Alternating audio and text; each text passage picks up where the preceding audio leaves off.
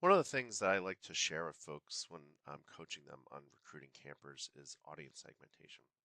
When we talk about audience segmentation, that is everything, meaning that in today's culture, we do not have very long attention spans. We want to know what we're listening to and that we're reading is really speaking to us.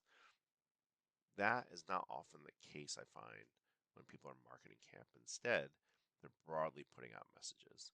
And so when we talk about this topic, I think it's just important to really understand the mindset of it. So if I'm a parent and I sign up for camp very early on when you register camp, let's say that if you open registration in January, you should be registering in fall, but like let's say you open in January, and you send me a message in March saying, you need to register, camp's filling up, and I've already registered, to me, you're actually not listening to me, you're not seeing me and recognizing me. So it's just important to understand that is the essence behind audience segmentation. When we talk about camp in particular, I'm just going to walk you through each of these. So camp families are anyone that has shared their contact information with us, meaning that they are in our database, right? If we're a YMCA and someone walks through the facility, we have their contact information. They're technically a camp family, right? They're if we have their contact information, they're connected to us in some way.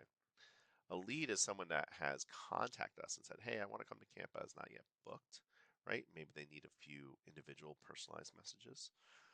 New families, right? These are the folks that need to be reassured that they chose the right place and often can become really great word of mouth advocates as well.